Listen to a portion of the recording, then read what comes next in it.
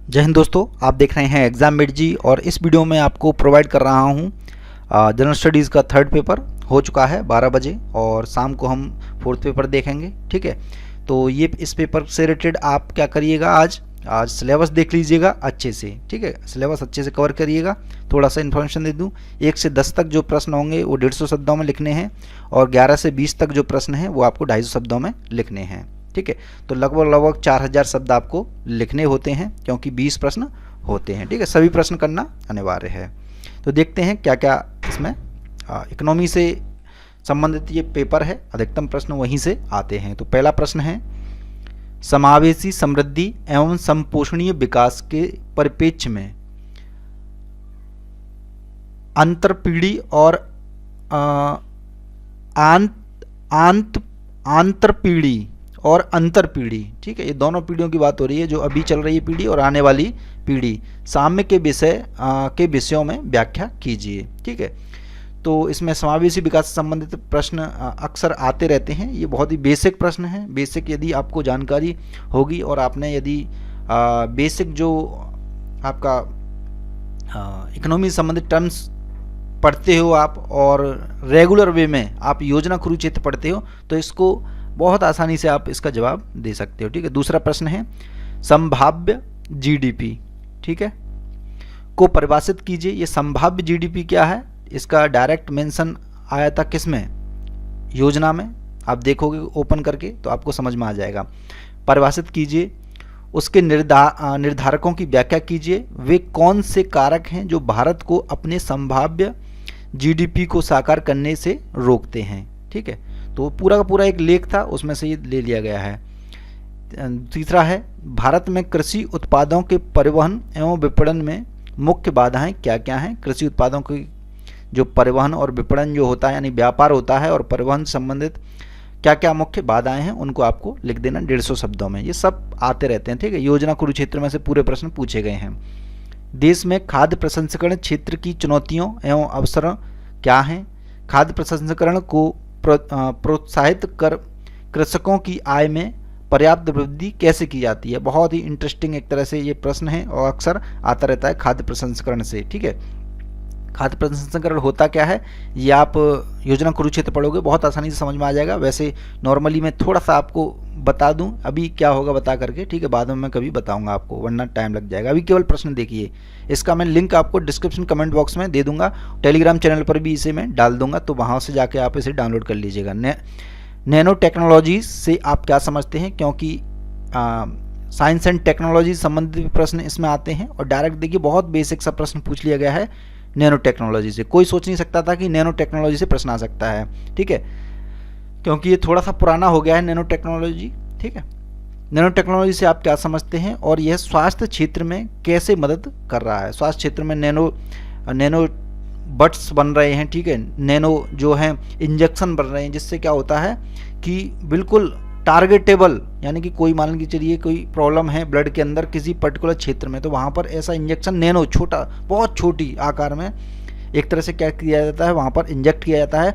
और जैसे हम टैबलेट खाते हैं तो टैबलेट खाते समय क्या होता है पूरा शरीर एक तरह से डैमेज होता है। नैनो टेक्नोलॉजी वाला टारगेटेबल जो प्रणाली है वो अपनाई जाती है। तो इसके बारे में डिटेल में कभी बात करेंगे और इससे आप बिल्कुल ये आपके आती रहती है विज्ञान प्रगति के अंदर। तो 3 मैगजीन हमेशा बताता हूँ मैं, योजना, कुरुक्षेत्र, विज्ञान प्रगति और क्रॉनिकल, उन सब में ये मिल जाएगा आपको। पूरा का पूरा पेपर करंट अफेयर्स से है। विज्ञान हमारे जीवन में गहराई तक कैसे गुथा हुआ है। विज्ञान आधारित प्रौद्योगिकियों द्वारा कृषि में उत्पन्न हुए महत्वपूर्ण परिवर्तन क्या हैं। बहुत बेसिक सा प्रश्न है ये। ठीक है, इस प्रकार से मैंने एक पीडीएफ भी बनाई थी, मैंने लोगों को प्रोवाइड करी थी, उसमें ये प्रश्न मिल जाएगा। 7वां प्रश्न है आपका पर्यावरण प्रभाव आकलन। ठीक है, अधिसूचना 2020 प्रारूप मौजूदा EIA यानी कि पर्यावरण प्रभाव आकलन सूचना 2006 से कैसे भिन्न है।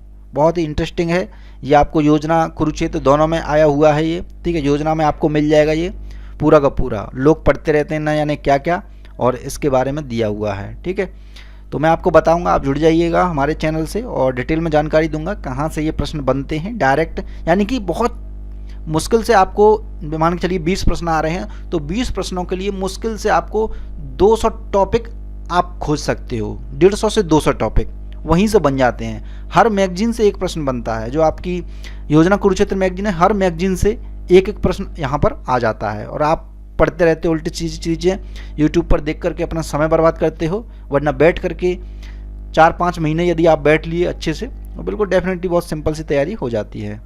जल संरक्षण एवं जल सुरक्षा हेतु भारत सरकार द्वारा प्रवर्तित जल शक्ति अभियान की प्रमुख विशेषताएं क्या हैं? ठीक है, इस प्रकार के जल शक्ति से रिलेटेड ये प्रश्न डायरेक्टली आपको कुरुक्षेत्र में मिल जाएगा, खोल के देख लीजिएगा।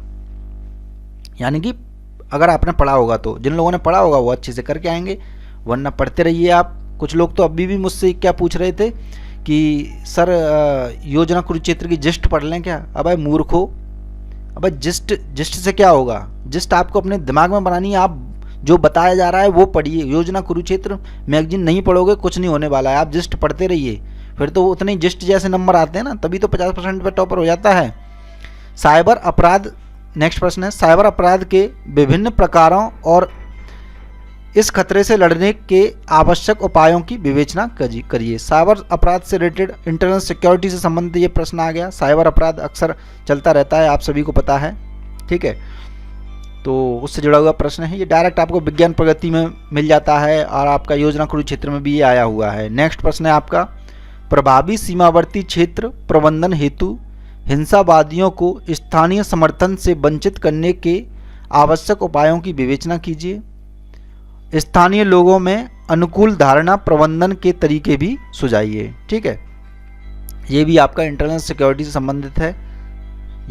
ये आपका अक्सर आपके आते रहते हैं, इंटरनल सिक्योरिटी से संबंधित प्रश्न योजना कुरुक्षेत्र से ही बन जाते हैं। नेक्स्ट प्रश्न है आपका, एक अर्थव्यवस्था में पूंजी निर्माण के रूप में विनियोग के अर्थ की व्याख्या कीजिए। ये विनियोग क्या है? ठीक है, यदि आपने पढ़ी होगी योजना कुरुक्षेत्र समझ में आ जाएगा आपको, और बेसिक सी जानकारी है ये, कोई भी बेसिक बुक पढ़ी होगी तब भी आपको समझ में आ जाएगा। उन कारकों की विवेचना कीजिए जिन पर एक सार्वजनिक एवं एक निजी, तो आपको लगभग सभी प्रश्न जो है योजना कुरुक्षेत्र से आए हुए होते हैं, उनको जरूर पढ़िएगा। ठीक है, चाहे वो फर्स्ट पेपर हो, सेकंड पेपर हो, थर्ड पेपर हो, और यहाँ तक कि फोर्थ पेपर में भी मैं आपको दिखाऊंगा। 12वां प्रश्न है, वस्तु एवं सेवा कर राज्यों को क्षतिपूर्ति अधिनियम 2017 के तर्काधार की व्याख्या कीजिए। जो क्षतिपूर्ति दी जाती है राज्यों को, उसके क्या तर्क हैं, उसकी व्याख्या करनी है आपको। कोविड-19 ने कैसे वस्तु एवं सेवा कर क्षतिपूर्ति निधि को प्रभावित और नए संघीय तनावों को उत्पन्न किया है, यानी कि जो राज्यों और केंद्र में जो तनाव हुए हैं इससे रिलेटेड कि हमें फंड ज़्यादा दीजिए, उसके क्या क्या आधार हैं, कोविड-19 की वजह से पैदा जो हुए हैं, तो उनको यहाँ पर आपको बताना था। ठीक है, बहुत ही बेसिक सी जानकारी है ये, आपने डेफिनेटली पढ़ी होगी तो आप इसे लिख सकते हो। आज बैठिएगा और लिखने का जरूर प्रयास कीजिएगा। नेक्स्ट प्रश्न है, धान गेहूं प्रणाली को सफल बनाने के लिए कौन से प्रमुख कारक उत्तरदायी हैं? धान गेहूं प्रणाली, ठीक है, ये आपकी कुरुक्षेत्र से ले लिया गया है डायरेक्ट, ये प्रणाली के बारे में डायरेक्ट दिया हुआ है, जाकर के चेक करोगे आप मिल जाएगा। इस सफलता के बावजूद यह प्रणाली भारत में अभिशाप कैसे बन गई है? ठीक है, तो ये कृषि से संबंधित प्रश्न है, ये आपका कुरुक्षेत्र में दिया गया है। 14वां, रिक्तीकरण परिदृश्य में विवेकी जल उपयोग के लिए जल भंडार और सिंचाई प्रणाली में सुधार के उपायों को सुझाइए। ठीक है, जल संसाधन के भंडार और सिंचाई प्रणाली से संबंधित जो भी चीज़ें हैं, वस्तुएं हैं, वो आपको डायरेक्ट कुरुक्षेत्र में रेगुलर वे में आती रहती हैं, तो ये भी आपको वहाँ से मिल जाएगा।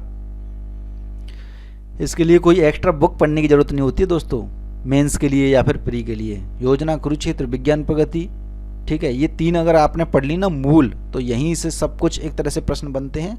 बाकी तो सब बकवास चीज़ें हैं जो आपको यूट्यूब पर या फिर अन्य बुकों में मिलती हैं। ठीक है, बेसिक जानकारी होनी चाहिए जो एनसीईआरटी में मिल जाती हैं आपको, मैं अक्सर बताता रहता हूँ, और कुछ नोट्स जैसे कुछ मिल जाए। देखिए नेक्स्ट प्रश्न है, कोविड-19 महामारी ने विश्व भर में अभूतपूर्व तबाही उत्पन्न की है, तथापि इस संकट पर विजय पाने के लिए प्रौद्योगिकीय प्रगति का अच्छा स्वेच्छा से लिया जा रहा है। प्रगति का लाभ स्वेच्छा से लिया जा रहा है। प्रौद्योगिकी, ठीक है, प्रौद्योगिकी आप सभी को पता है टेक्नोलॉजी संबंधित चीज़ें, अभी कितना एक तरह से टेक्नोलॉजिकल सारी चीज़ें हो गई हैं, सारी चीज़ें ऑनलाइन हो गई हैं, यानी कि घर पर ही रह के लोग कार्य कर रहे हैं, तो उन चीज़ों को आपको यहाँ पर बताना है। इस महामारी के प्रबंधन के सहायतार्थ प्रौद्योगिकी की खोज कैसे की गई और उसका एक विवरण दीजिए, यानी कि इसकी सहायता के लिए कौन कौन सी जो है प्रौद्योगिकी हैं उनकी जो है खोज करी गई है, ठीक है, तो उसका आपको जवाब दे देना है। तो ये अक्सर कोविड-19 के बाद अर्थव्यवस्था जो एक आई थी आपकी योजना, उसमें डायरेक्ट इसमें एक लेख था, आप पढ़ोगे तो समझ जाओगे, ठीक है, किसके बारे में चीज़ें हो रही हैं। नेक्स्ट प्रश्न है, पारंपरिक ऊर्जा उत्पादन के विपरीत सूर्य के प्रकाश से विद्युत ऊर्जा उत्पन्न करने के लाभों का वर्णन कीजिए, ठीक है। इस प्रयोजनार्थ हमारी सरकार द्वारा प्रस्तुत पहल क्या है। पारंपरिक ऊर्जा उत्पादन के विपरीत सूर्य के प्रकाश से, देखिए ये कल वाले प्रश्न में भी कल वाले जो प्रश्न पत्र था उसमें भी आया था, ठीक है, सोलर ऊर्जा के बारे में, और यहाँ भी ये प्रश्न आया है। तो डेफिनेटली ये अक्सर आते रहते हैं दोस्तों योजना कुरुक्षेत्र के अंदर, कहीं बाहर से नहीं है बिल्कुल भी। 17वां प्रश्न है, भारत सरकार द्वारा आरंभ किए गए राष्ट्रीय स्वच्छ वायु कार्यक्रम की प्रमुख विशेषताएं क्या हैं। डायरेक्ट आपको मिल जाएगा राष्ट्रीय स्वच्छ वायु कार्यक्रम, योजना में भी मिल जाएगा और आपको कुरुक्षेत्र में भी मिल जाएगा, दोनों में आया था ये, ठीक है। नेक्स्ट प्रश्न है आपका, आपदा प्रबंधन में पूर्ववर्ती प्रतिक्रियात्मक उपागम से हटते हुए भारत सरकार द्वारा आरंभ किए गए अभिनूतन उपायों की विवेचना कीजिए, ठीक है। आपदा प्रबंधन से संबंधित एक योजना में आया था, आपदा प्रबंधन से संबंधित, उसमें ये दिया गया था, पूरा का पूरा लेख था, उसको आप पढ़ लोगे, इसका आंसर बड़ी आसानी से दे सकते हो। आपदा प्रबंधन भी है, आप सभी को पता है।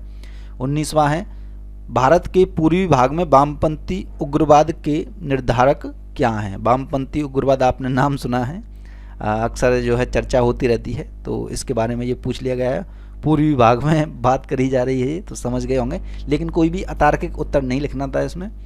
भारतीय क्षेत्रों में खतरों के प्रतिकारार्थ भारत सरकार नागरिक प्रशासन एवं सुरक्षा बलों को किस सामरिकी को अपनाना चाहिए। किस सामरिकी, वर्तमान में कौन सी चीज़ें ऐसी करनी चाहिए सुरक्षा बलों को और प्रशासन को और नागरिक को, जिससे जो खतरे हैं वो टाले जा सकें वामपंथी उग्रवाद से। इसमें आप टेक्नोलॉजी को लिख सकते हो, ठीक है, और भी अन्य चीज़ों को आप ऐड कर सकते हो।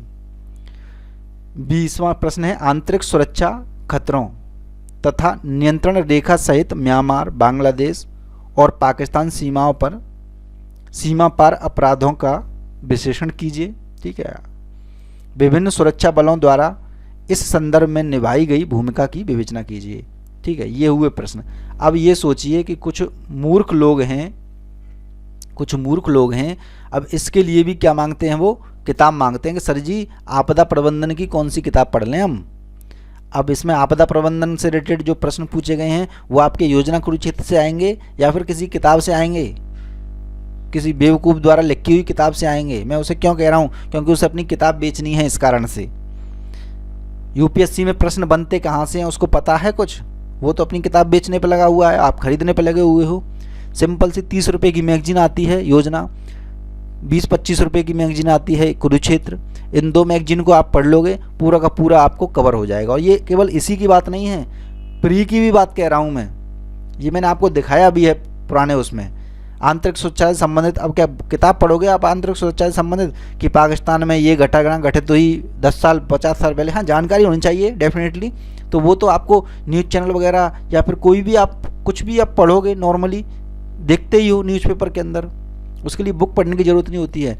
मैगजीन पढ़िए 2, योजना कुरुक्षेत्र, बस काफ़ी है, ठीक है। उसी में सारी चीज़ें आ जाती हैं। बाकी की एक जो है क्रॉनिकल पढ़ लीजिए, जिससे आपको क्या होगा, जानकारी हो जाएगी, थोड़ी सी और एक्स्ट्रा जानकारी हो जाएगी, तथ्य भी मिल जाएंगे, ठीक है। यूपीएससी से आप जुड़े रहोगे, बस ये चीज़ करनी होती है यूपीएससी के लिए, ठीक है। और अब स्टार्ट होगा यूट्यूब के महारथियों मास्टरों का। अब वो आपको हल कर करके दिखाएंगे 3-3 घंटे के वीडियो। अब 3-3 घंटे में हल करेंगे।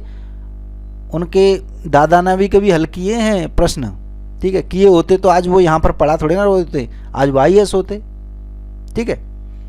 तो ये सोचिए, ये सोचना होगा आपको कि जो आपको करा रहे हैं वो क्या हैं, वो आपको इंगेज रखना चाहते हैं बस कि हमारे चैनल पर आइए और देखिए। दोस्तों मैं आलोचना क्यों कर रहा हूँ, आलोचना भी जरूरी है, क्योंकि प्रश्नों में क्या होता है, आलोचनात्मक पक्ष भी पूछा गया, यानी जिस चीज़ की आलोचना होनी चाहिए बिल्कुल होनी चाहिए। एक सकारात्मक पक्ष ये है कि हाँ उनसे थोड़ा सा गाइडेंस लीजिए और अपना काम करिए। अब ये थोड़ी ना कि पूरे दिन भर भाई वीडियो डलते हैं यार यूपीएससी से संबंधित, मैं देखता हूँ क्या मूर्ख बना रहे हैं कि नहीं बना रहे हैं, या तो कुछ काम की चीज़ें बता रहे हो। मुझे तो नहीं लगता कि कुछ भी ज़्यादा काम की चीज़ें हैं।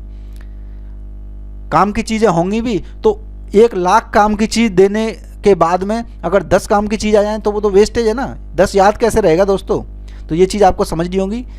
डिस्क्रिप्शन कमेंट बॉक्स में लिंक मिल जाएगा इसका, आप जाइए और करिए और थोड़ा सा सुधारिए खुद को। पढ़ने का जो रौब रवैया अपना लिया है, हिंदी मीडियम वालों को मूर्ख बनाया जा रहा है पूरे यूट्यूब पर। 2016 के बाद रिजल्ट जो है डाउन जाने का एक बहुत बड़ा कारण ये यूट्यूब का भी छा जाना है। यूट्यूब पर लगे हुए हैं सब, जानकारी है नहीं, बस खोल लिया स्क्रीन और पढ़ा रहे हैं उस पर फालतू की चीज़ें। जय हिंद जय भारत, धन्यवाद।